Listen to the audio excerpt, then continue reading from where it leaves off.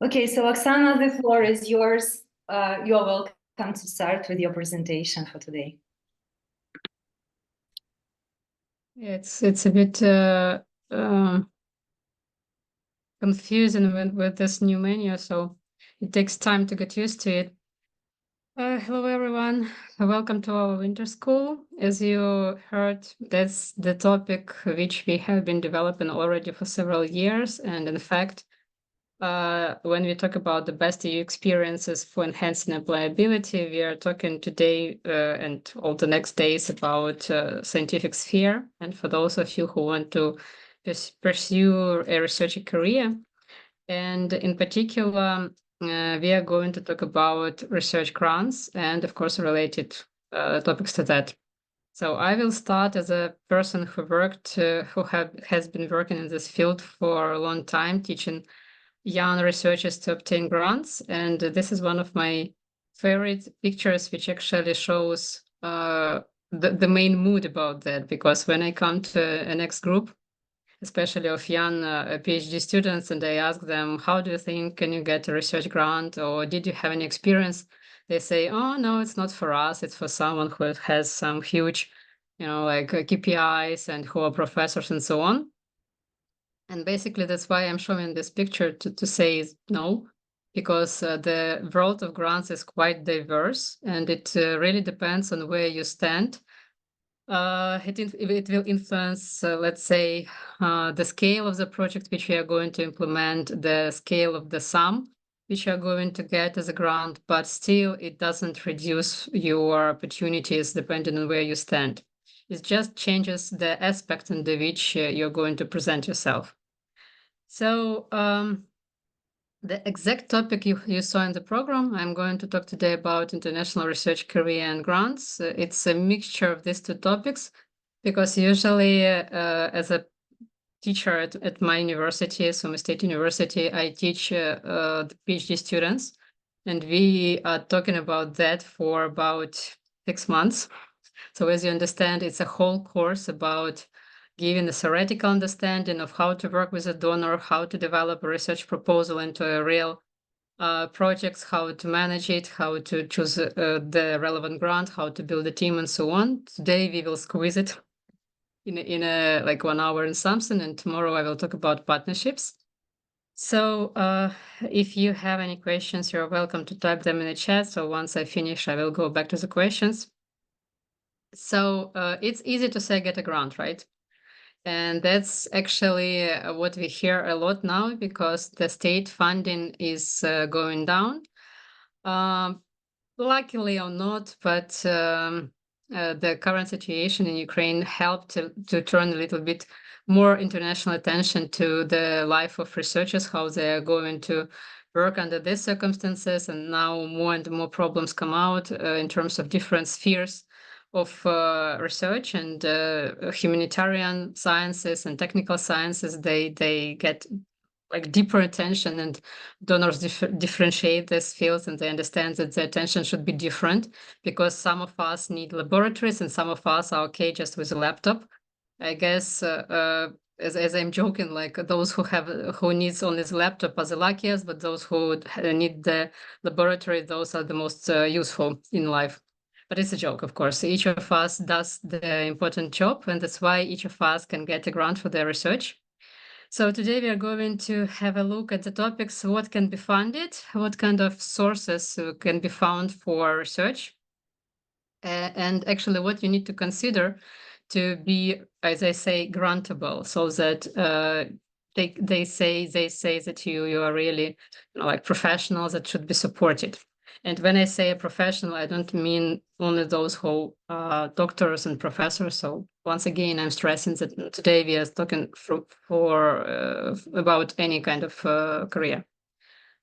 So I made the screen just to show you that, like, as you see, it's like female scientists who were doing some laboratory research, and then she she was searching for different grant sources, and she couldn't actually find it inside the institutions where she was working.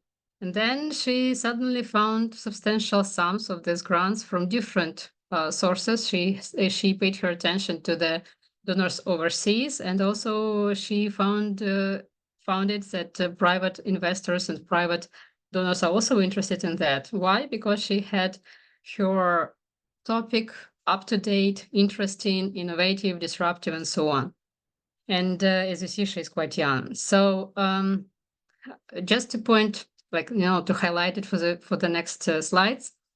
Grants for women now, I would say, more available than for men, because more and more females are getting attracted into science. And this is one of the way for European Commission to demonstrate their values. It's getting curious when they get to Ukrainian realities and they find out that in some of the sciences, in fact, we have females prevailing male.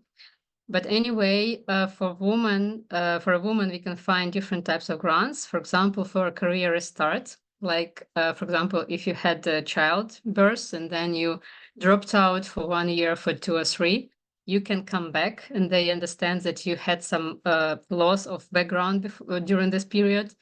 Why I'm stressing on that? Because usually when you apply for a grant, you need to show some background, like certain publications, participation in some events and so on. But of course, you can't do it all the time when you are with a child. So they are okay if you just demonstrate your interest. Another type of grant is when they help you to relocate with children and sometimes with even family members or spouses or even a governance. For example, they can give you a certain amount as a scholarship aimed particularly at you. It can be from 800 to 1,500 euro. But then they give you half of that sum for supporting your family member.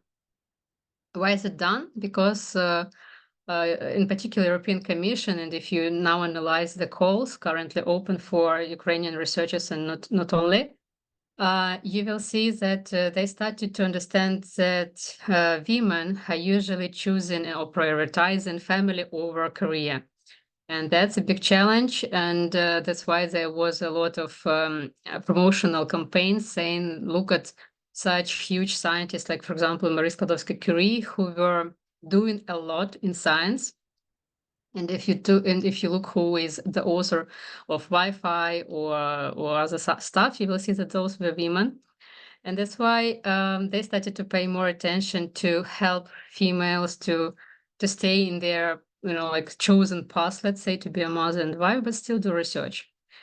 So I hope that was a bit inspirational for you. Now let's go to theory. So what can be funded? First thing is we always think about ourselves individually. So there could be funding for individual research. It can be funding for desk research or laboratory research or experimental or field tours. It can be for resulting in a paper. It can be resulting in a number of theses published. It can be like a comprehensive expectations to you, like you need to participate in some events, you need to produce huge research, you need to maybe even train someone. So it depends on the call requirements. Next kind of grants is group research. And probably this is something that will help you to understand why they put certain requirements to this grant. Because they expect that it's not only you who is capable of doing that, but also the team. They are all complementary to each other. They are all full of expertise for performing a particular role. And sometimes it's very important that they're all committed, because especially if it's kind of rare professional, this person needs to find time to join your research. Group research is very useful, let's say, because you're supporting each other, even if someone has some troubles and can't, like, be devoted all the time.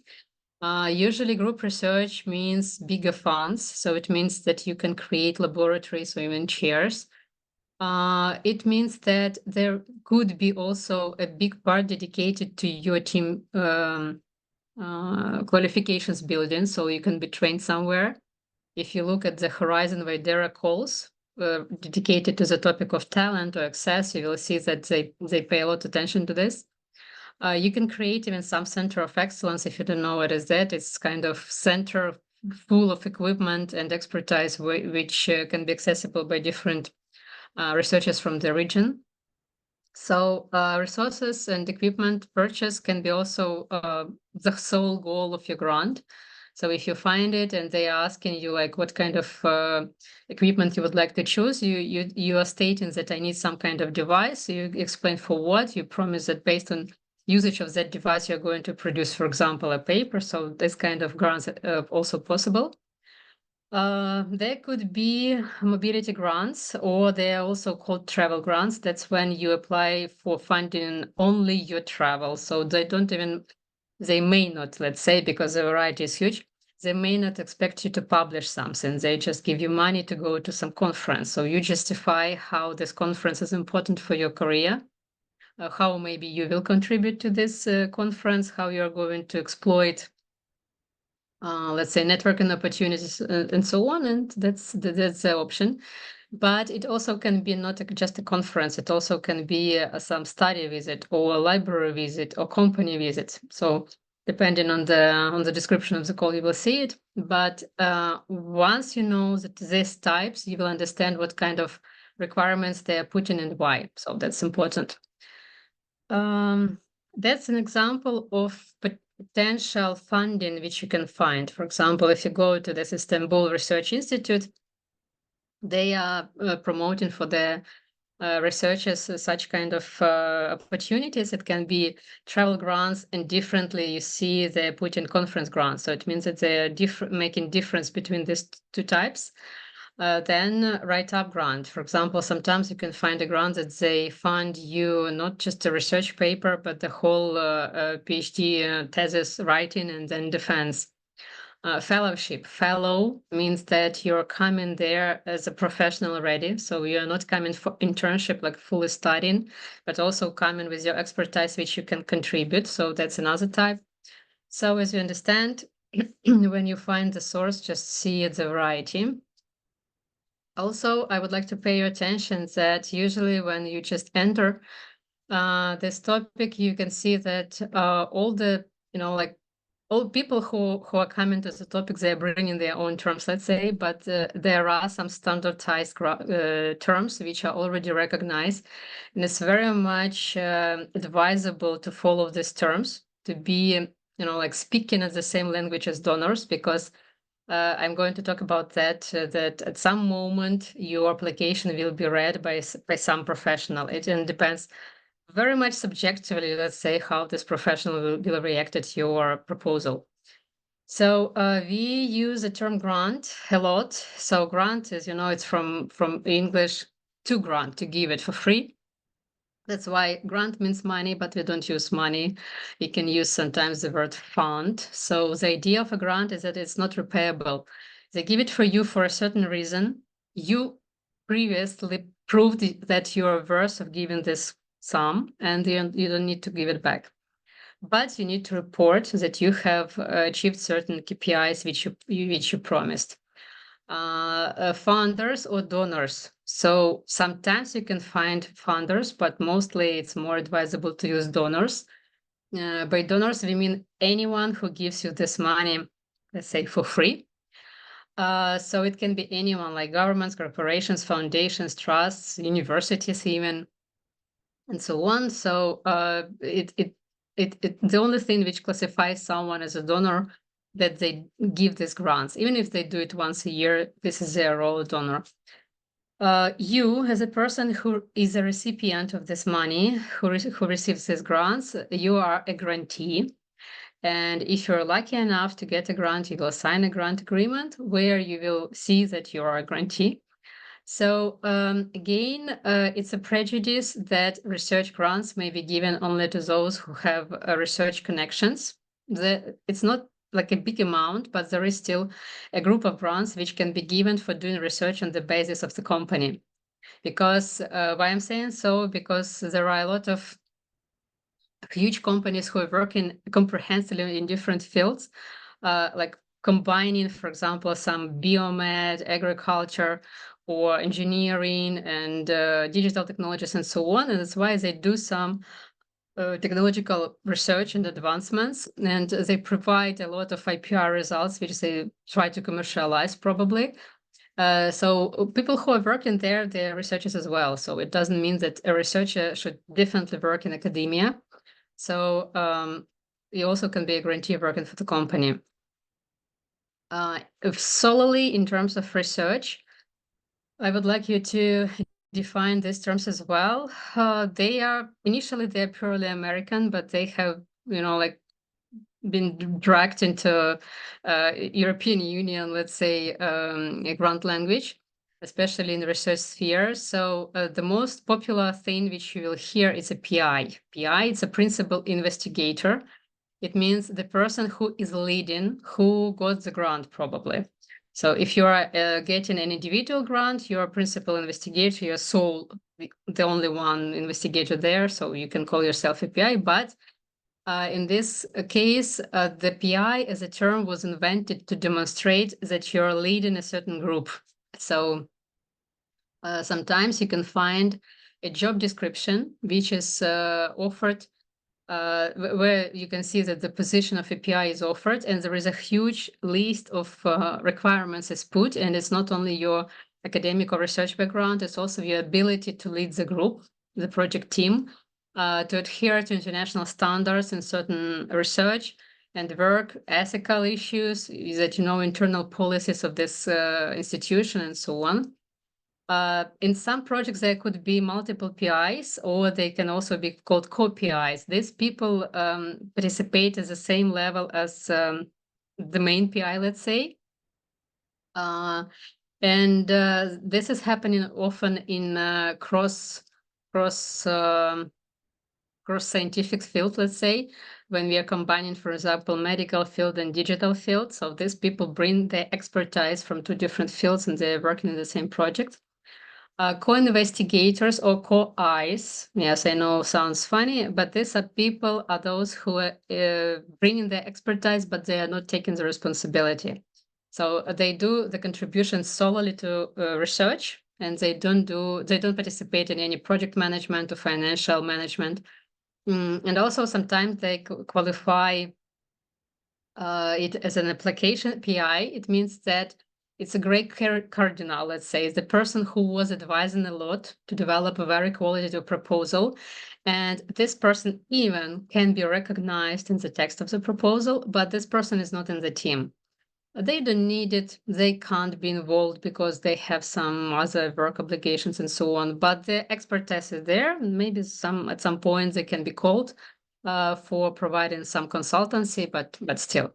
So it's more of a tribute, let's say, to those who are helping you. So this is another picture which I like very much.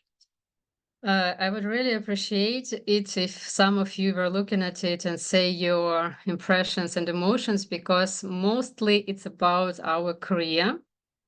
And especially as I know a lot about Ukrainian background, probably Ukrainian people will say, will have a say, because PhD graduate, like we just graduated, we have a PhD, we have passed all this PhD, studies, and now we are coming to solo experiment level. We can also say solo paper level for humanitarians. Then we understand that we need to become sole authors. And in some scientific schools, they don't like young people who are PhD students yet to be sole authors. They always, even if you apply somewhere to the conference, they're asking, who is your advisor? Maybe even you produce this paper solely. Then the next level is when you already have enough, let's say, vision and inspiration in your field that you can turn your ideas into a project proposal, and so you can apply for a grant. So grant writing level is the next one. And of course, this is where we are aiming, like to independent PI level. So independent PI level means that you are defining your directions yourself. You are surrounding yourself with relevant people in the team. You're operating bigger sums of money, definitely, but also you have bigger responsibilities. So you see that this guy, a PhD graduate, has a pencil in his hands or her hands. So it means that he needs to write a lot to come to that level. So how do we are designing something that is worth of granting? Or as I say, grantable. First, as you understand, that's the topic. And if in some fields of science, the movement of this, let's say, or evolution of the topics is not so fast, in some, the topics can be changing every week. Why so? Because there are some dramatic developments, like it was recently in AI sphere. And once we start working with the topic and we are following it, we may understand that, for example, we didn't manage to, for example, publish the topic or develop some paper like half a year ago, and today it's already like it's outdated. So another thing is innovative and disruptive approach. It means that from the very beginning, you need to understand that there are thousands and thousands of researchers around you coming from the whole world. And of course, if you're applying for a grant which is given for the whole world, in some competitions, you may have, for example, 800 applications along with you. So you definitely need to have something unique. Something unique means that you're promising something innovative or something disruptive.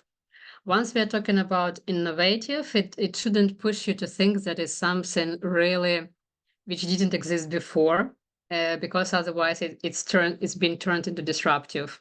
When we are talking about innovative, we are talking about something new that helps you to economize resources, time, and so on.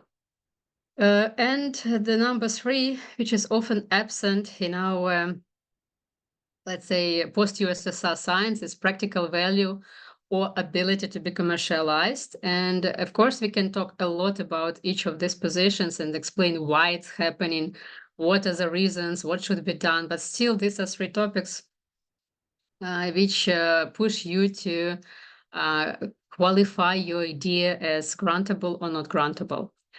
About the ability to be commercialized, it's easier for those who work with in close relation with industry, of course, but for humanitarians, it's not so easy. So probably we can borrow an American approach, which I witnessed in Missouri University in some faculties when they start their journey to the grant proposal submission from consultancy with IPR department and from consultancy with so-called broader social impact and business ties. So they have these 3 units. So you go through all these units and they try to help you to understand if your idea is really valuable and it has changed somewhere at some point to be commercialized. So many people are asking, why would someone give you some money for free? Of course, there are some practical reasons for that. Like if you say at the overall level, we say that European Union needs like advancement, technical advancement, and they want some leadership in certain fields. Every several years, they define what kind of those fields are. But of course, in the past decade, it's always about digital technologies in the core. But there are some more, let's say, more narrow problems which we need to solve. First is to do some positive changes in the problem.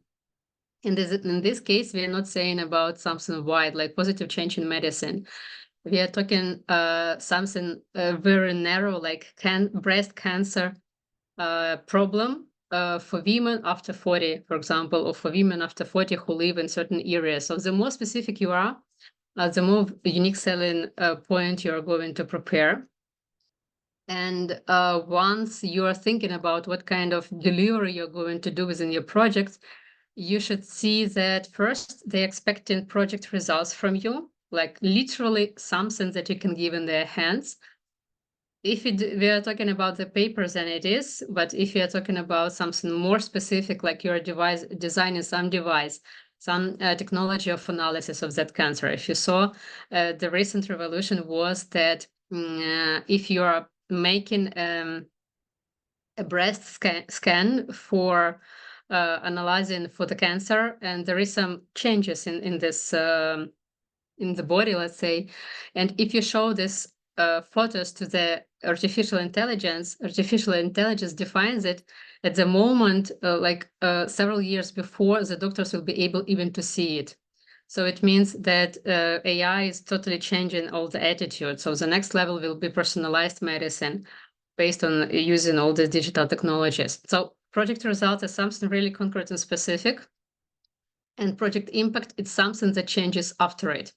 For example, if we talk about this research, which I mentioned about AI defining breast cancer by the photo, the result would be maybe just a paper or paper and some methodology which they have developed. Like if you do such kind of, let's say, photos, if you do 10 photos, if you do photos under such angles, you receive such result. So that will be the approach, methodology, technology, whatever, how they present it. But what about project impact? Project impact will be wider depending how they're going to disseminate the results. Maybe they're just publishing the paper and not going out. Maybe they're going to some industry, for example, for those who produce this breast cancer analyzing machines, and they're already making some commercialization. Anyway, the project impact may be huge. And this is what also donor wants to know. Because not always when you apply the application to the donor, those who are going to evaluate it, they're real professionals in the topic. They may be medical doctors, but they may not be real professionals, namely in the breast cancer, for example. So that leads us to the conclusion that when you are given a grant, you're obliged to do a big dissemination. And on the other side, we have this promotion, because the donor needs everyone to know that they give you money. Why so? Because in majority of cases, the money which they are given to you, these are the money of taxpayers. Actually, if you are a citizen of Germany and you are applying for European Commission grant, it means that there is at least €1 that came from your taxes. So promotion is needed to demonstrate that the donor works efficiently, it works for the society. They want to show a positive effect of those choices which they do, meaning that, for example, 2 years ago, they have chosen to open this whole direction for funding research of combination between AI and medical stuff, and see what they have now. They have a whole new solution, which actually gives credits also not only to researchers, but also to the donor who have identified it as a potential grantable area. So again, we are talking about dissemination. Okay, so what kinds of sources for your funding may be there? We are used to talk about grants, but that's not only what we have. There is also crowdfunding platforms, and there are also crowdfunding platforms for researchers in particular. So what is crowdfunding? Just briefly, for those who don't know, these are platforms where you can post about your potential idea and what outcomes you're going to get, what impact again it gives to the society, and there could be someone who wants to support it just because they are volunteers. So another type of funding is grants, as I told you, can be given by anyone just for charity desire, let's say, but also there is a type of grants which is aimed at supporting your business track. So in Horizon, there is a direction which is interesting for European Commission to share, not at the first stage they give you the grant, but then they come as an investor into your project.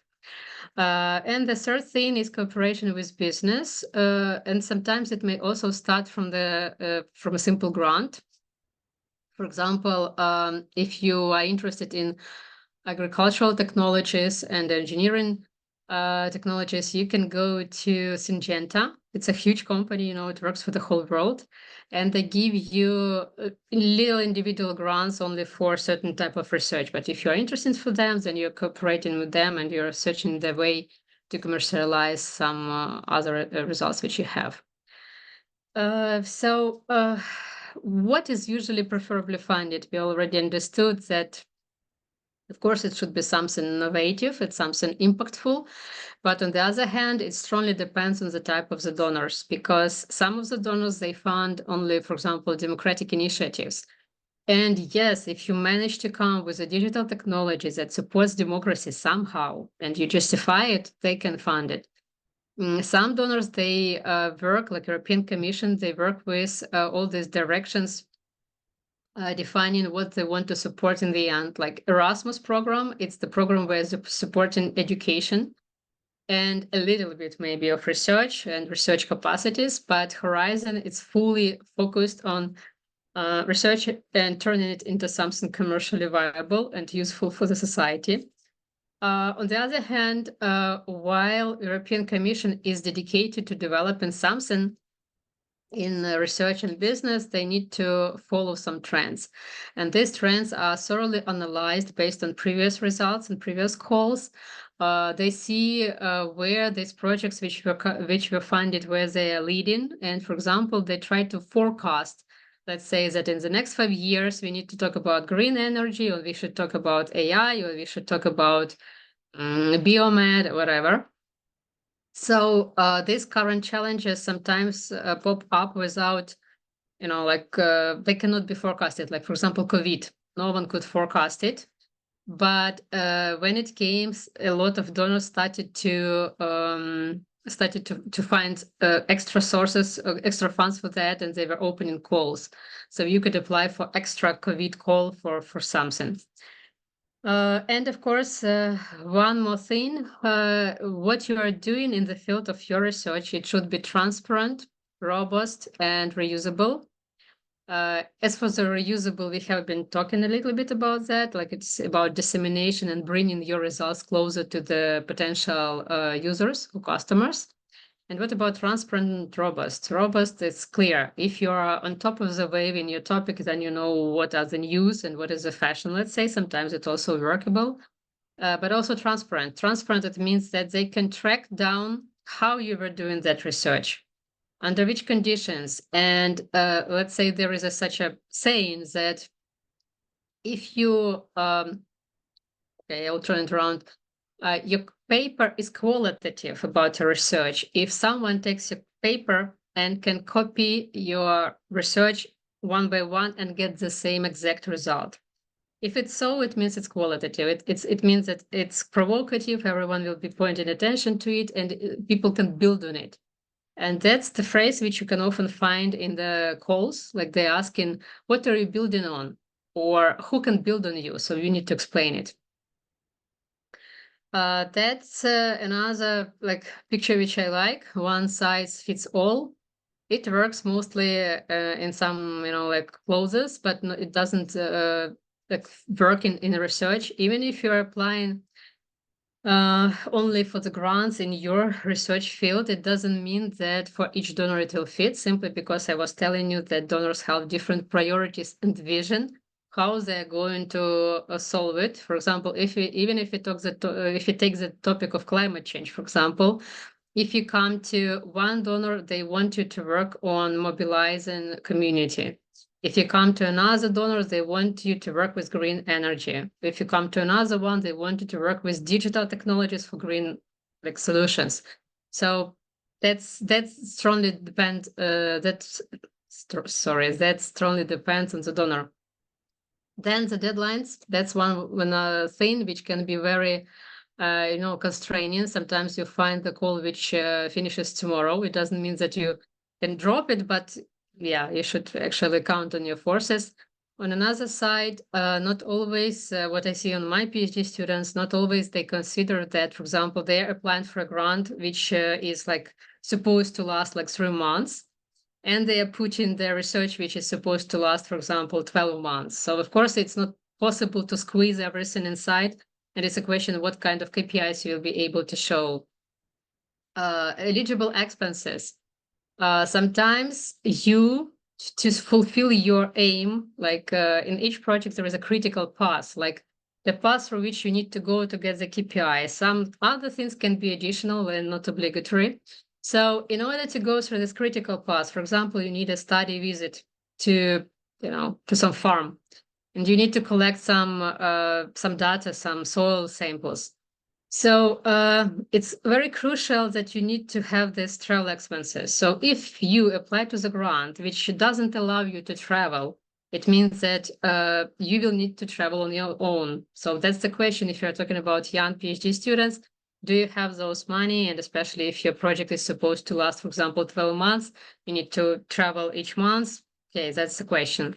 On the other hand, of course, you can apply for your university support. That's another question. Then about the competition. In this case, when I am consulting researchers, I see two trends, let's say. One trend is when you're really self-assured and you say, no, I'm really innovative. So that's good for self-esteem, but it doesn't always work for grants. And another one is that people simply don't think that they will be one of many. So you need to really have a unique selling point. And you need to check if this innovation, which you're going to apply as an innovation, is really an innovation. In terms of Ukraine, as we were locked under this USSR conditions, let's say there are still corners, let's say in our research, that think that they do some unique things, which appear to be not unique anymore. But on the other hand, if you know, Ukraine has jumped as a digital tiger from 100-something place to I think number 6 in the world for example, digital services in governance. So it demonstrates that still there are some corners in our research sciences where we can be advanced. So how to choose a topic of your research proposal which will be grantable? It depends, of course, on the practice of your school. But basically, what I'm pushing my students to think of is that probably you won't get funded from the state. So if you analyze properly what is funded in general in your topic, then you probably can shape your idea. Maybe you can combine your favorite topic and this one new, but you need to understand that if you don't have funding, you don't have research. If your research is not interesting for industry in particular or donors, you will not have money for your research. So next thing where you can learn about that, of course, you can do some Google search, you can analyze all the papers possible, but also originally you have your advisor, PhD advisor, who needs to understand such questions and they need to support you. Next thing is research methods. You know that in each kind of science, you can choose different type of research methods. Some of them very costly. Some of them need specific conditions in laboratory. Some of them need some large scale or long period projects. So it's all pushes you to understand what kind of grant you need. And another thing which I want you to bring out from our topic today is that not always your research topic can be funded as a whole. One of the mistakes which my PhD students do when they bring me their research proposals, they bring me their PhD thesis described in short. They think that it's possible to get funded. No, it's not. We need to break it into smaller pieces. So there's proverbs that we need to eat an elephant, cutting it by smaller pieces. It's more let's say applicable. Sometimes you can do something by study visit somewhere. Sometimes you can build some network by participating in the conference and then getting in the cost project, for example. I'm going to talk about cost projects today. So it's up to you what you choose. So what we write in the proposal is we are describing a project. And not always a project as a whole, it's solely your research, because except your research, you will also do dissemination. Maybe you will do some preparatory work. So project is something that has start and the end. And inside you have a lot of activities. And not all of these activities are tightly related to your research. Who you have inside, you have yourself, who is a grantee and who is the implementer of the project. You may have partners, and also you have stakeholders around. These people or organizations, they don't get grant. They are not partners in your project, so they don't have any obligations towards you, but they can help you or they can put challenges. So again, that's another thing which we need to consider when you're designing your project. So except research, you also need to think, for example, who else can help you to test your results for free? So this scheme, which you see, it was offered by European Commission based on how they see the development of each project. So what you see here is that your strategy of innovation funding need to be given some legal services, and it needs to then turn through proposal preparation, project implementation to dissemination and communication, meaning that starting from the very point where you get the very first idea, you need to already think about how you are going to get to this higher point of dissemination and communication. What is meant by these terms? Dissemination means that when you have some results, like for example, a paper, you don't just publish it in the journal and forget about it. You work on making it popular. What is communication? You talk about what you are doing in a normal, like regular language to a wider society, and you say that thanks to, for example, European Commission, I have designed a prosthesis for cats. Now they can survive any kind of injuries. They can walk. It's easy. It's cheap, and so on. So in order to come to this highest point, which we need to think about it's just like highlight from the real project science. We need to think about the problems and how we are going to turn the problems into solutions.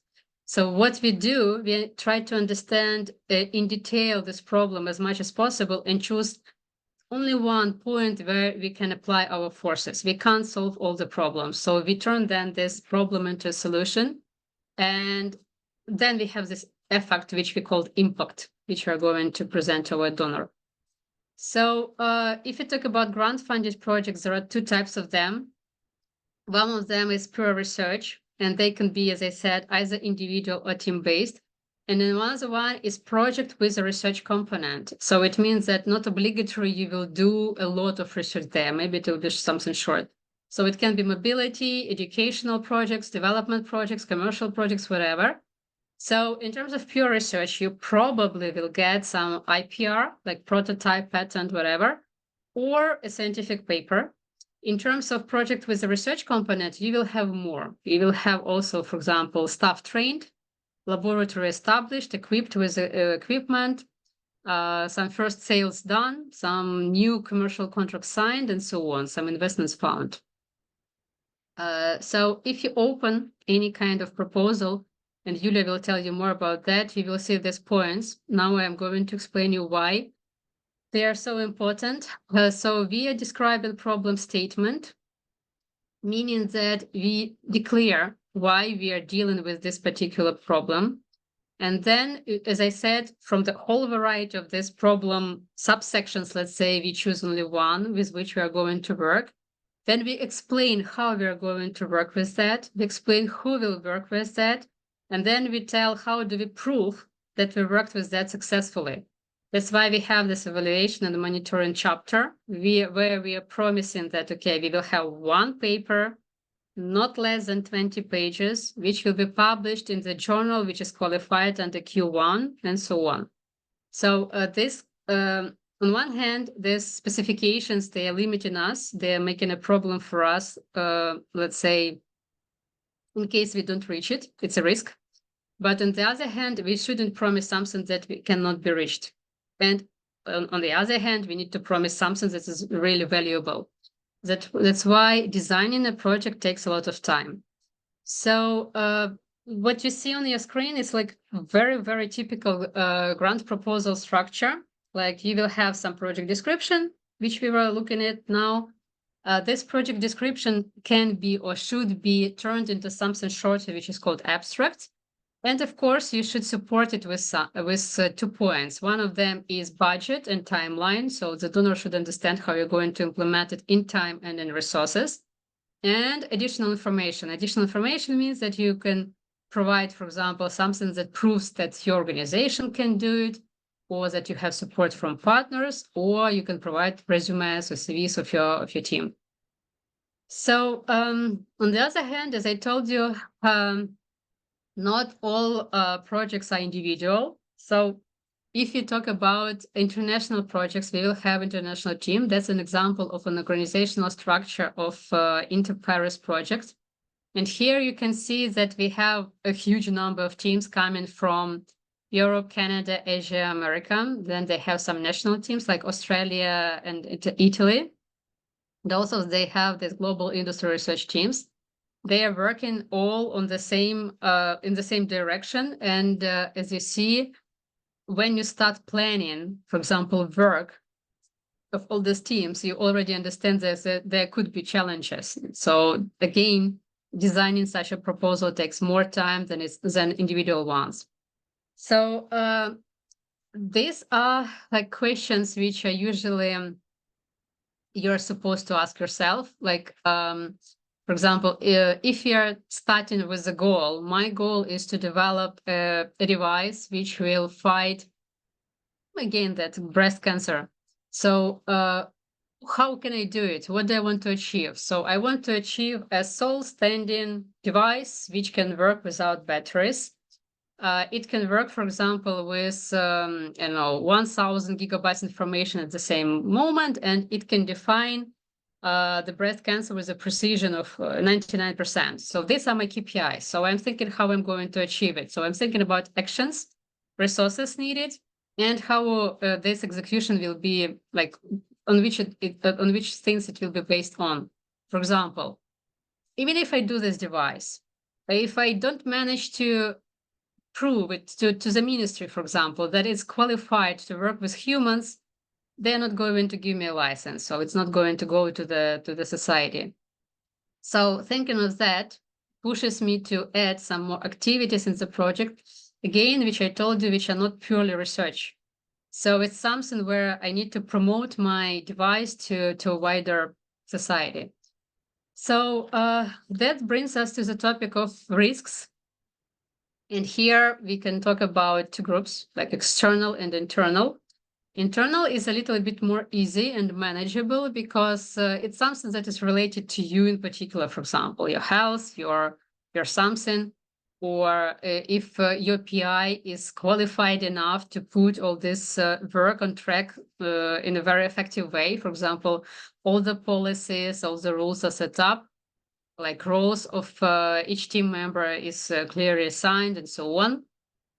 All the environment is clear, like you have equipment, you have schedule how you're working, you have clear understanding how you're getting support, for example, if you need it from IT office and so on.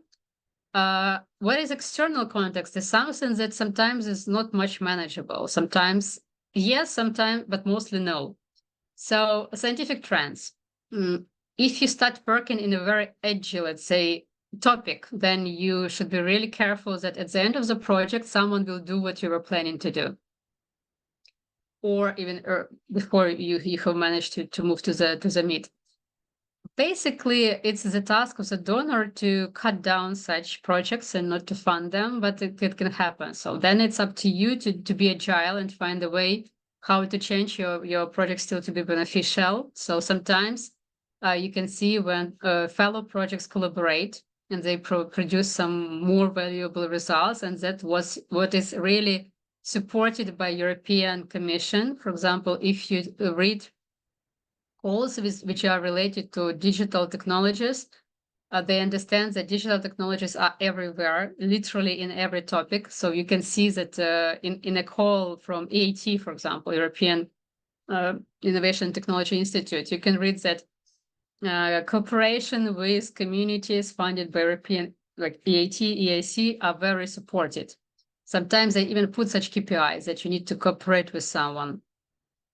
Then another risks can be political, can be financial, like inflation, can be wartime, like in our case in Ukraine. So again, you can work somehow with them, but you should think about all of them.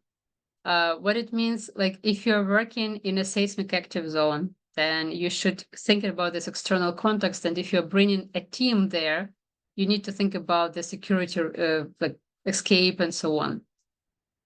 The next two slides, this is something fun, which I like very much. It's again about risks. Like technology guys, they think that we as humanitarians, we can do everything easy. Like we find a person or we sit in front of the computer and we do the fun. But sometimes it can be not fun. As you see, the guy, the patient who we were analyzing is just running away because he is, I don't know, scared or tired or whatever. So in this regard, you see that there could be some constraints which we need to foresee simply because of the specifics of our science. And the next page is about, again, like other side of this, like you can work and agree with a patient who will give you all the data, but probably will have issues with someone who is in your team. Like they are burned out, they're tired of experiments which are not happening correctly, and so on. So again, there are some risks in every kind of science, so this risk should be clarified.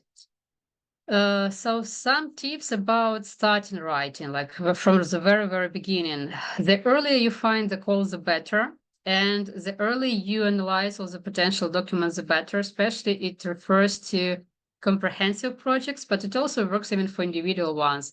For example, you were focused on the application form, you were justifying your research and so on, but then you come to additional annexes and you find that you need references from professionals in your field, and sometimes some donors play with it and they say it's not only from your research fellows, but it's also from the industry, for example, or from your previous studies place. So it can give you some challenges. Therefore, once we find the goal, we go to application guidelines and we read it really, really thoroughly. Next thing is people sometimes when they don't know really honestly what they want to write, they start to fantasize. And as they don't know the details, how it's going to happen, they try to describe it in general words. And it's another mistake when people try to go to ChatGPT and work with it, and they think that ChatGPT provides them enough text. So your task is not to just fill in the application form with text. Your task is to fill it in with some really valuable stuff. So in this case, the more explicitly details you're given, the more specifications and explanation of what's happening after what, who is helping, who is engaged, what are the KPIs. It helps even you to understand your own results.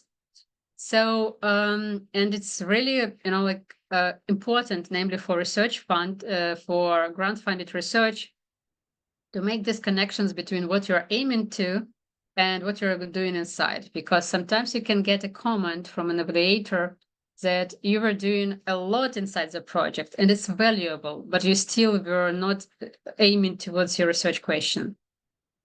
So what's an application process? I was mentioning about this evaluation and so on. So to clarify how it works, so you found a call, you filled in the application documents, you're completing this application form, and you're applying it.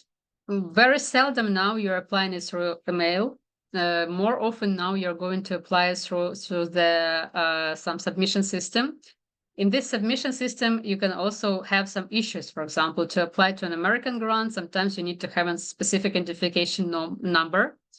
You may also have challenges with accessing to this system, like basically, so you need to write to a technical support and ask for it, and it takes time.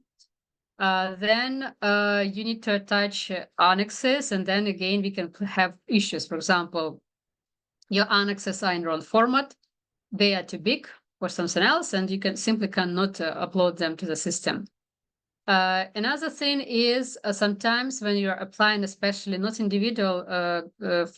only for individual grants, but mostly for organizational grants, sometimes this should be submitted by your international relations office if you're an applicant, or they need to give you some information which refers to your university profile. For example, if you work with European Commission as an organization, your organization needs to have two identification numbers. One of them PAC, another one is OID. In terms of research, you need to definitely know PAC of your organization.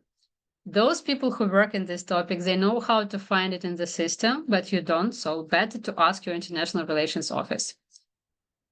So what's happening after you filled in everything in the system and you pressed submit? Some people get drowned. I'm joking. Some do, because it's a very comprehensive and challenging topic. But then what's happening behind the system? while you're simply waiting and checking your email.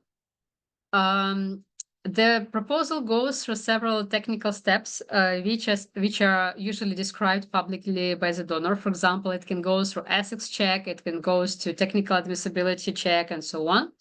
But the most important for you is that it's going to go through the evaluation committee, which is 1 person, 2, 3, a whole committee, who are checking your evaluation for evaluation criteria and for actual value for the donor. So in case you're rejected, there are 2 ways which are accepted by all donors, and it's okay.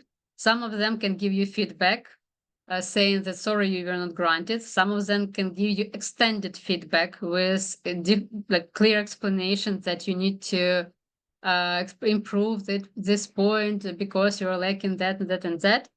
And so, or sometimes you cannot even get any email, just silence. So it means that it's you were not selected.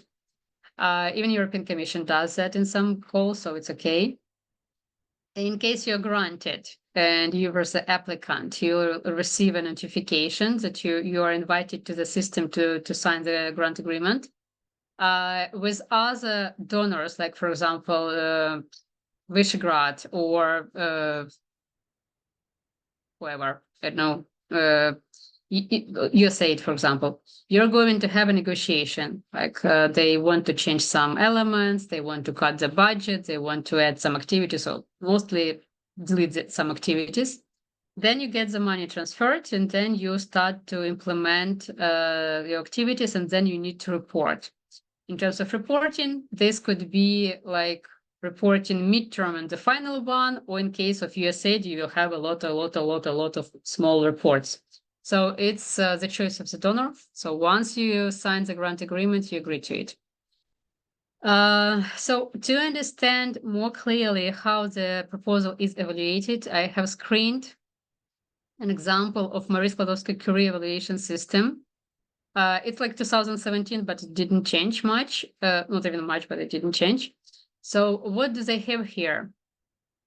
The most important thing which you need to remember, if you decided to use the services of a consultant that will write you an application, and this consultant promises you and crossing his or her heart that if you hire me, I'm such a professional, I work as an evaluator for European Commission, so I promise you that your proposal will definitely win, this person is lying.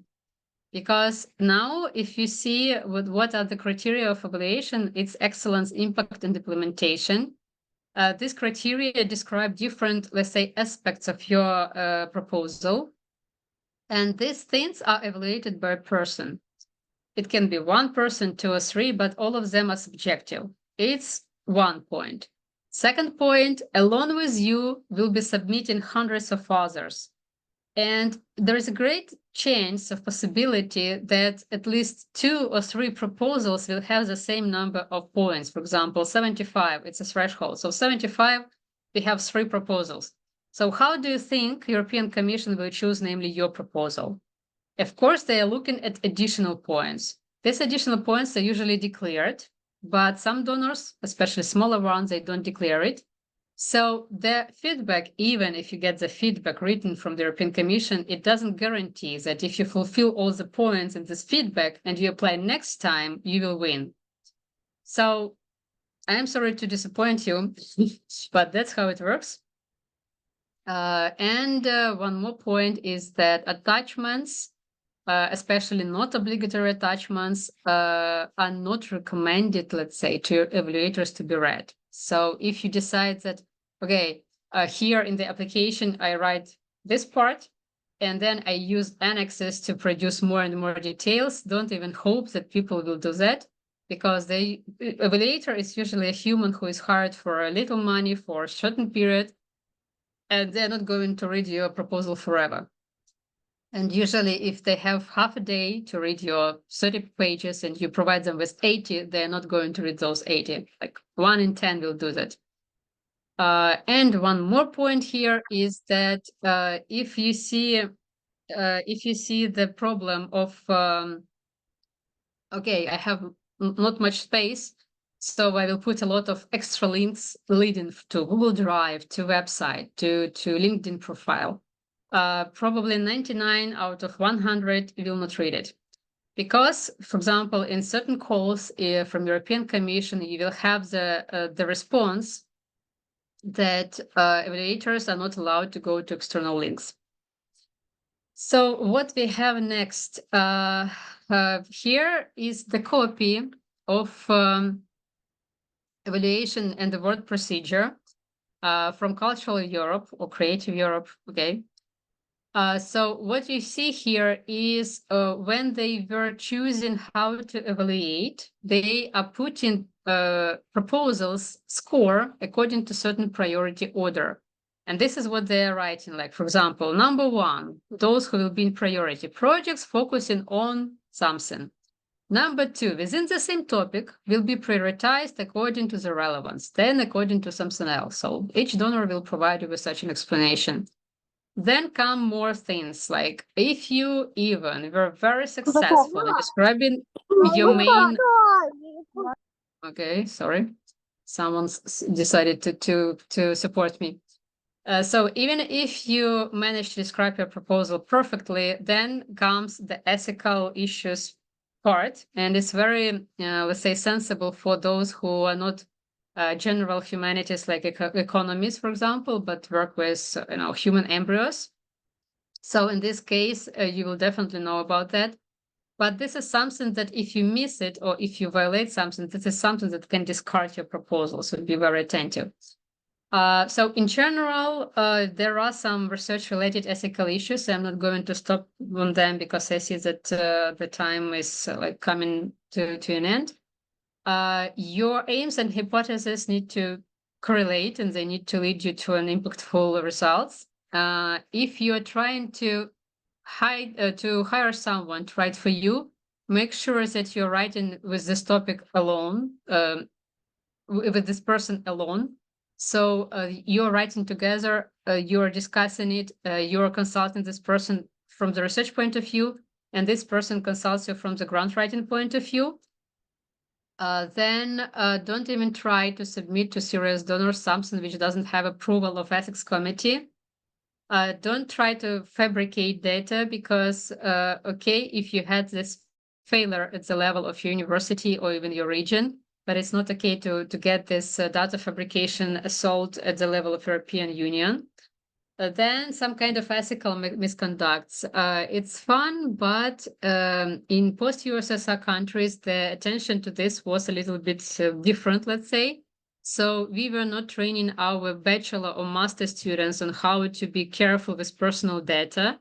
And they could come out to the street and ask people without their consent about something and do some research and so on. So it was fun for students. But in the end, when we joined European research area, we started to understand that these things need to be brought in. Another point is about plagiarism. Again, in post-USSR territories, plagiarism is not explained well. So if you're copying yourself, to which degree you can copy yourself and so on. Then we have all these proper citations, conflict of interest, acknowledgements if you got the funding. So if you got the grant and your donor will definitely provide you with a acknowledgement text. If they didn't, they then better ask. This is something that you will need to put under each of your research paper. So that's an example how one institution is providing research misconduct rules, their website, and that's what you will find in most of European countries, not in most, in many, in all, let's say. So what you're supposed to do, if you're coming as a visiting researcher to this host institution, be aware that they definitely have some internal policies and rules, and you need to find them and know about them. So what kind of experts those could be in terms of namely ethics? So collecting personal data, as I said, human material, animal experience, research that may have effects on environment and so on. So try to find out from your host what views do they have. If you're talking about medical issues, then it's a whole, a different thing because they have specific codes of ethics for different fields. And even when you're applying for the grant, I do really recommend that you mention what kind of rules and standards and codes and declarations do you know, because even as a PI, you demonstrate that you know about that, so it means that you're knowledgeable. But here what you see, it's like the internal policy of one of the universities of how to become or who can be a principal investigator. So if you build your research career, then you need to go to this page and see what they expect you to learn. Some of the universities, by the way, they offer internal training, especially for young researchers. So if you have just joined the team, ask if they potentially have some free of charge courses.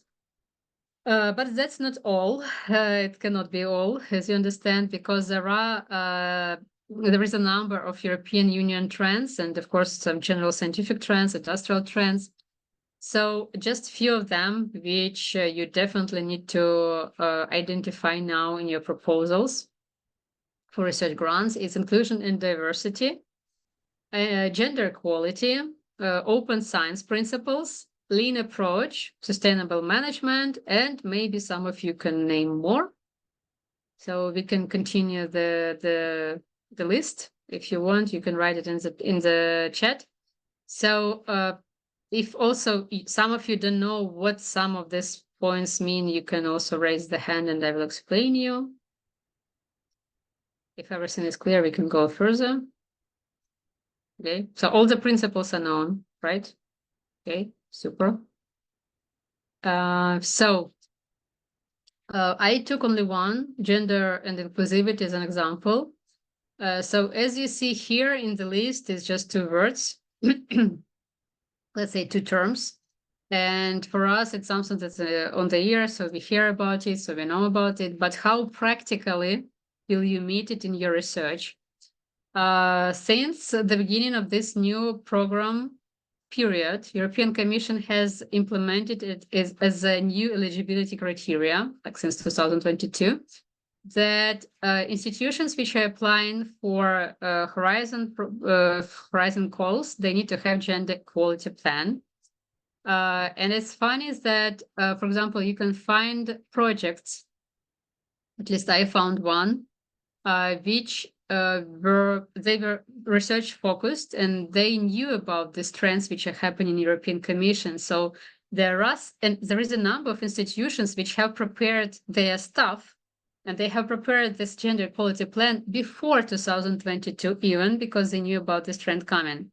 So that's what I call strategizing in terms of understanding your donor, in particular European Commission. So gender equality plan is a whole document, it's one thing. But then on the other thing, you can meet in the application questions, like how you're going to secure or guarantee gender balance, or how you are going to consider gender dimension in your research. So it goes along with all this anti-ageism approach. Like we have ageism when we say about older people not able to master something, but in science, we often meet another point when they talk about young people incapable of something. So if you talk about young people, then you can see, even in Marie Skłodowskiej-Curie, some requirements of obligatory inclusion of younger scientists and providing them certain career opportunities within your project. So that's why this is a huge chance for all of you who are young to join this topic. So what do you actually need in your hands to apply for the grant? One thing is English, as you understand, or another acceptable language if you work with German funds, for example, like DAAD.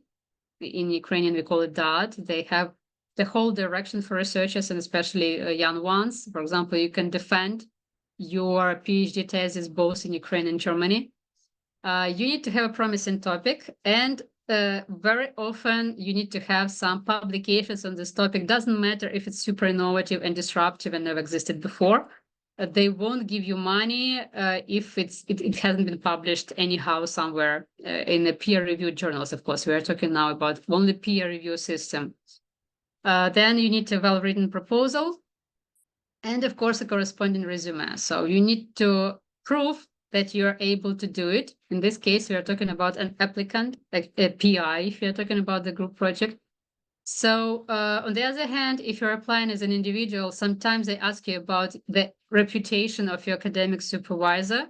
And similar, if you're coming somewhere, then there will be a host supervisor. So they're asking about commitment of this host supervisor and his or her background. Like if you saw the call Marie Skłodowska-Curie, like in general, it's one thing, but also there is a track for Ukrainians.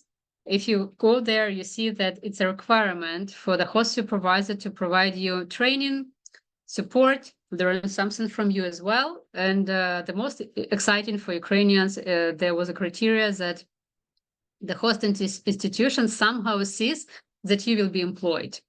That's one of the strongest points in this kind of call, because even if you had huge and nice training, it doesn't guarantee that you find employment later. So another point, let's look at it. So you understand that you need to have a certain name in a topic. So do you know why the majority of papers are not read? I want to hear your thoughts, please. You can share.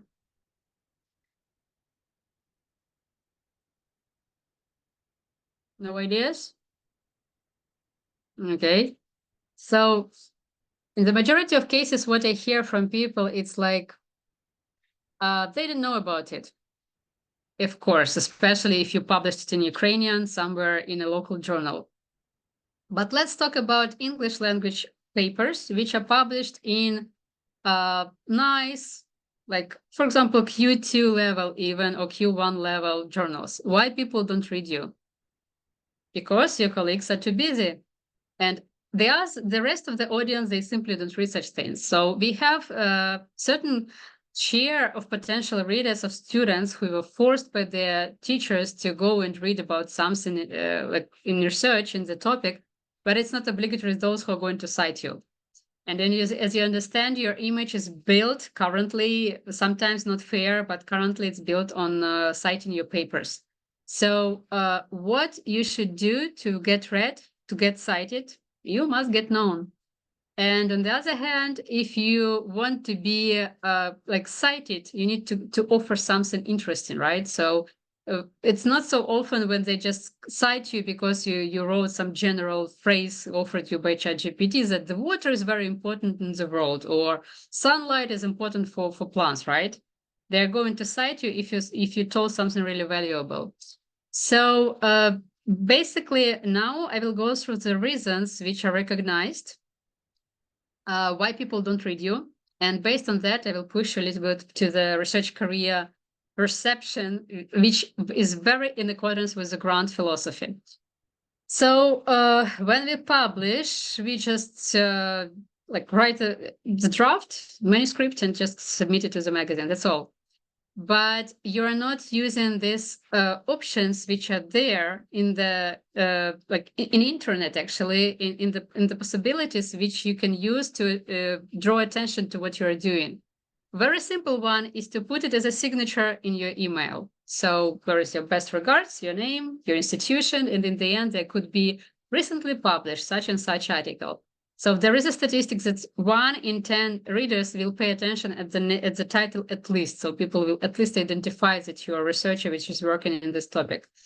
On the other hand, if you are, for example, 5 or 3 or how many researchers, there is a statistic that if there is at least 3 researchers who will do this like banner email or e-print, there is a potential that there will be 2 different contacts who will see it and who will read it.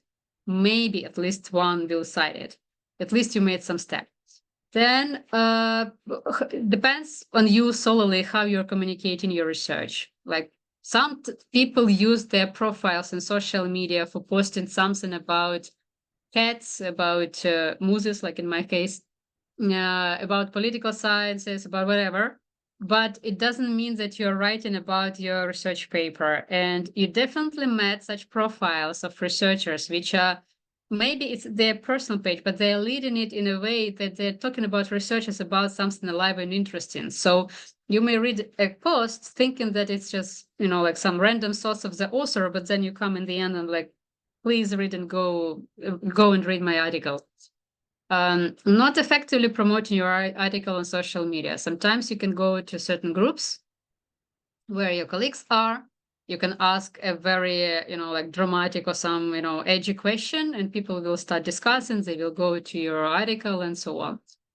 Again, visualizing, that's what we are all suffering from in research. We need eye-catching visuals, not only in the papers, but also in how we are accompanying our promotion of our papers. Yes, someone just posted in the chat that we need nice English language in our research, not boring and like engaging, let's say, live. And one more point, which is about networking. Like in Ukraine in particular, the conferences became something really, like official and very formal. So people don't do much networking. They tend to communicate, and by nature, all the people, they tend to communicate with those whom we know. But in European and American universities, you can find grants which are given to each teacher for a certain amount of money that you need to spend in a year by going to some conferences and do this networking. So this networking can be done also online, that's clear. And we are all like orienting this online. So there could be some research networks which you're joining. You can use your profiles. Like, I'm just curious, can you please put plus in the chat who of you have a developed Pablans profile? Developed meaning that you just not just filled in your name, but also you're constantly adding what you have reviewed, what you have published, and so on. Any pluses? Okay. Julia is talking about that, so definitely you need to do it. Irina, 2 people out of 93.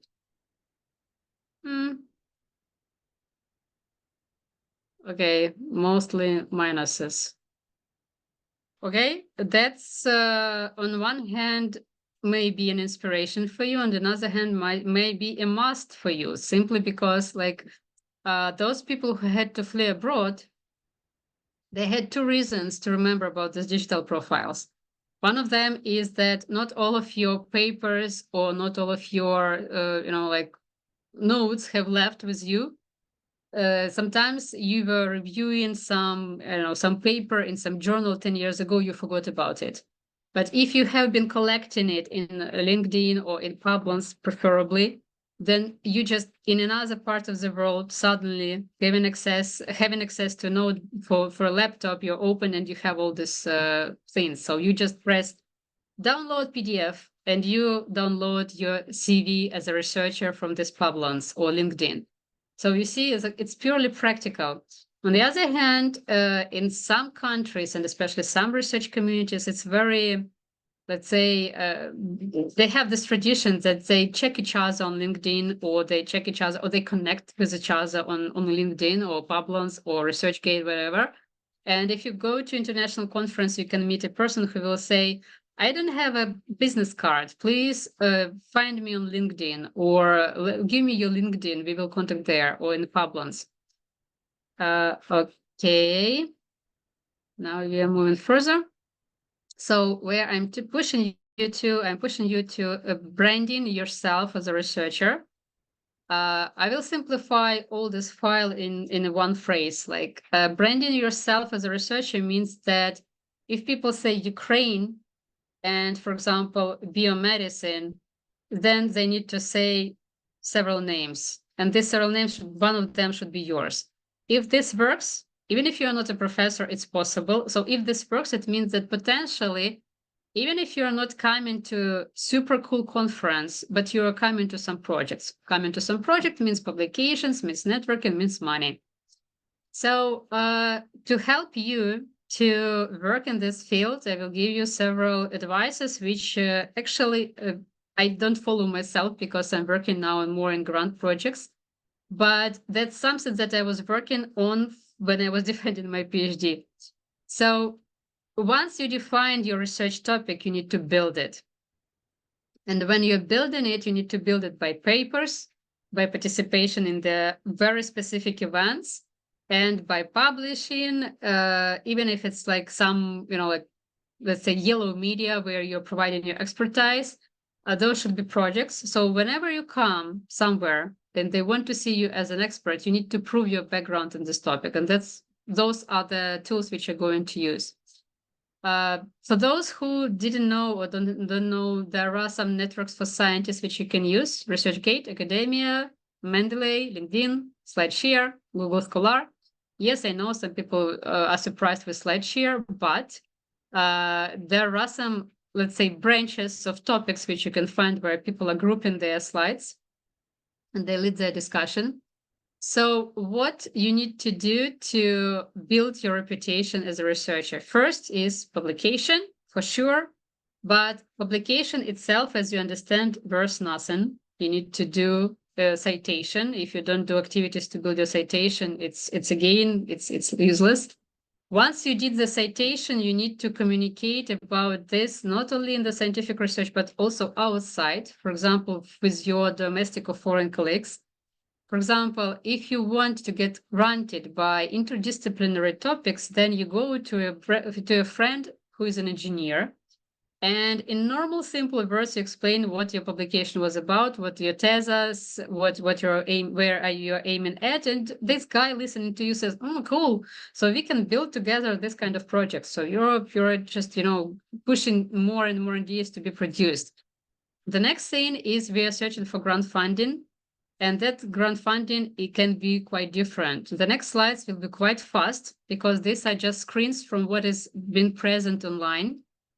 So what you see here, those could be funds from different countries. Like, for example, you know that American Council exists, British Council exists. So these are the bodies which are supported by the government of a particular country. So what they want people to do, they want to build some networking, bringing their values and opportunities to collaborate with their fellows in those countries. For example, Czech Development Agency, British Council, what they want their researchers to collaborate with international partners.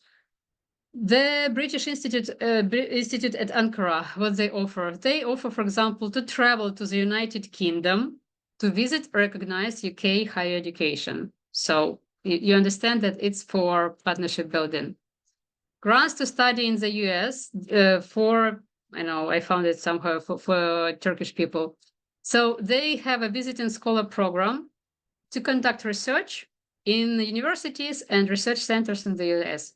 Same is applicable for Ukrainians. We also have some programs, so we can go to America to do our research. The most popular one, and yes, there is a certain hierarchy, let's say, of grants, from the local one, which can be given to you by some local project or university, to the most advanced ones like Fulbright or Marie Skłodowska-Curie. So by this, you're building actually your career. But sometimes people forget about very not a generalized grant like Fulbright program, but to something in particular, something narrow. Like those who work in medicine, you can go to American National Institute of Cancer, Heart, some other diseases like tuberculosis. Okay, you understood? So you can go there and you can see that they give grants even for overseas citizens. Why they do it? Because they know that these are new ideas and new potential patents, IPRs, which can be commercialized. Another example, if you aim, for example, at Fulbright, each Fulbright community in each country provides informational events. So what you see here is just a random example, which can be found in Ukraine or in your country as well. Webinar where they're going to explain you what Fulbright program is, how you can apply, where you get references. And what is interesting about such things is that if it's a really cool grant, like Chatham House, Fulbright, whatever, they have a community of graduates and they're working with these graduates constantly. And that's why even to apply to such a grant, they will ask you for a reference from a previous grantee. It's one thing. But on another thing, they can provide you a mentor from these graduates. They also can provide you access to additional grant funded. For example, those who are graduates from any kind of grant funding programs from America, you have access to alumni fund for such people. Of course, they want you to continue your cooperation with your American friends again. Also, example of funding from the industry. Bayer they offer different types of grants, as you see, fellowships in drug discovery, fellowships for agricultural science, fellowships for medical science. For those who know what Bayer does, you shouldn't be surprised, but you see that they're like widening their direction of work. Another thing which is not known in majority for our people, for Ukrainian researchers, so I'm pointing this out. Big European projects funded by Horizon in particular, usually they include so-called cascade funding. What it means, or like they can get, for example, 5 million or 10 or 25 million euro for work in a certain direction, and usually it's a multi-directional project.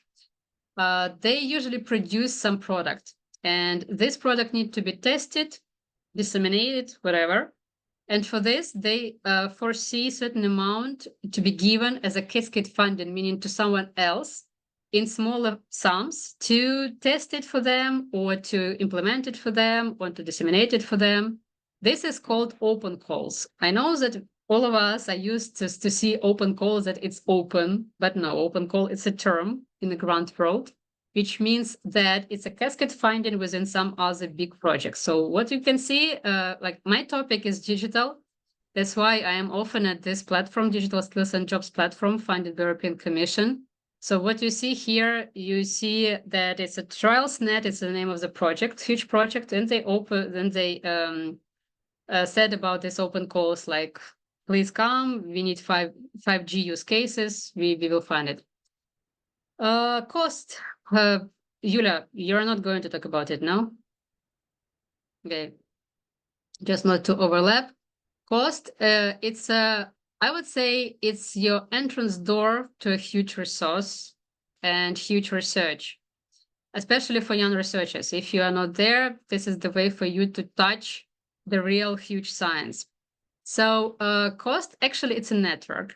And this network operates via a mode of different projects. So if there is a group of scientists, even 3 or 5, and they have touched a huge topic, like, for example, digital ageism, and they want it to be developed under different angles, economic, political, social, whatever, medical, they apply for this funding. And then once they are funded, and it's a huge budget for 5 years, they open call for everyone to join.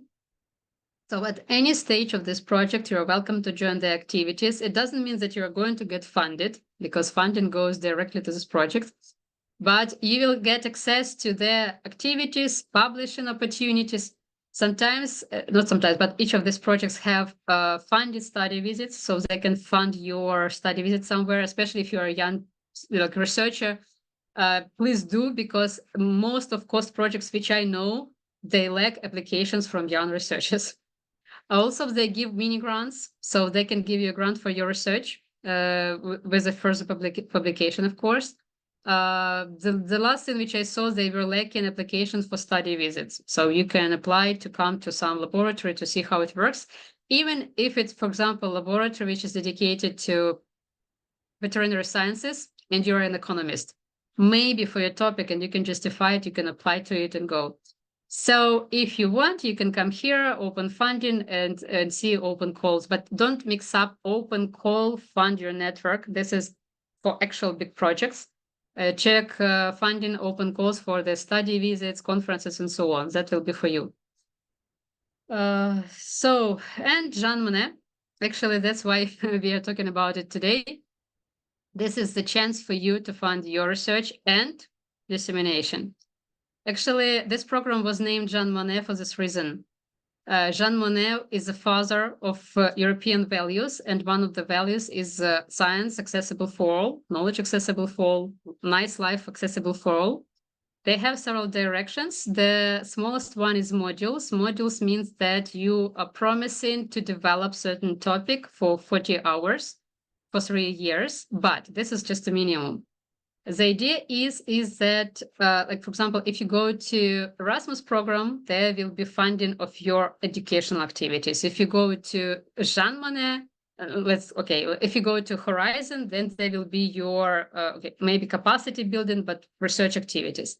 In terms of Jean Monnet, this is where you are talking about your topic, you're doing some research, but also you do teaching and you do a lot of dissemination, and dissemination under the context of European values.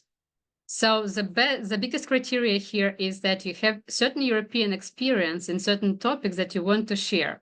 For example, I have experience in European funds, so I can join such a project and talk about European funds.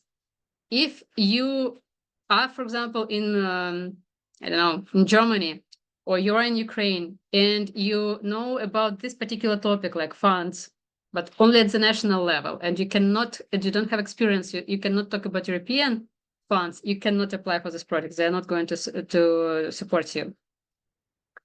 By the way, there is a Jean Monnet Street close to European Commission. When I saw it, it was very touching. So it's just a couple more slides to show you more of opportunities. As I said, in the hierarchy of research grants, which are affordable or accessible to a researcher, Horizon Europe and Marie Skłodowska-Curie, let's say it's your top if you don't go into deep tech, innovations and startupping and commercializing. If you go there, then you go further. You go to EAT, EAC, ERC, and so on. So here you can find not only individual fellowships, but also those which can fund your networking and staff exchanging. Also, I didn't make the screen, I forgot about that. I really call to you to pay attention to Horizon Europe Videra. And inside Videra, because it's for widening countries, you can see the directions like talent or access. This is an opportunity for you to bring some really cool experts from outside who will bring your research capacity at your department. So, okay, let's say it's a challenge in terms of organization, but it's a chance to you to bring real huge expertise. And I think it's my last slide. It's about your Access website. I definitely think that those of you who are somewhere in Europe, that you definitely know about this website. So this is where you can find jobs. This is where you can find postdoctoral positions, internships, fellowships, whatever. And if if the university gets European funding within some project, for example, where they can do an opening for the position of anyone, researcher 1, researcher 2, researcher 3, 4 degrees. I think you know about this. If you don't, check this scheme. Then they must publish it here. So once the position is open, it's here. So please check this. About researchers 1-4 is the category once you which helps you to classify if you are young researcher, more advanced researcher, very advanced researcher, and so on. And one more slide where I wanted to tell you about grant opportunities from civil society, because somehow researchers forget that civil society also is interested in some research services, especially if they are related to some topics where you need to do some analysis. And you see those topics are tourism, social justice, youth, LGBTI+. And this slide is particularly for Ukrainians, sorry for the rest, but you understand from the topics already about which. Due to war and Russian hostilities in Ukraine, a lot of our researchers had to flee. And the other part of Ukrainian researchers, they can't work normally because they are under shelling, like, for example, in our city, Sumy. It means that they need extra support. So many programs, especially those which are funded by European Commission, they found additional track, which is aimed solely on Ukraine. For example, in Horizon for Ukraine, you can find different proposals, like you can join the project, so you can find the positions. I really beg those of you who are already professionals in research, please check these proposals, because this is the opportunity to use so-called Hope-on facility. This is when you can join already running project. And European Commission, if they support your idea, they give you extra money. So it means that already running project can take you on board. You don't make any burden. You just join with your money and everything goes fine. Cost, I already told you, Marie Skłodowska-Curie for Ukraine in particular, it's a separate track. So here you are not competing with whole Europe. And this is very positive. I do recommend you to use it. ERC for Ukraine and Science for Ukraine, it's not about grants, it's about lists of potential grants. So if you usually monitor this website, you will see a lot. This is the this is a slide from, if you pay attention to it, it's from KAU, Kyiv Academic University. They have the huge project Academic City, and they have founded a grant office. So if you are interested, if you live in Ukraine, and if you are interested in external funding and development research, please visit their events. They are very useful, very educational, and very professional. So no, there is no funding anywhere, even on the Mars, if you didn't visit this webinar. Thank you so much. And I finished. Floor is Julia's.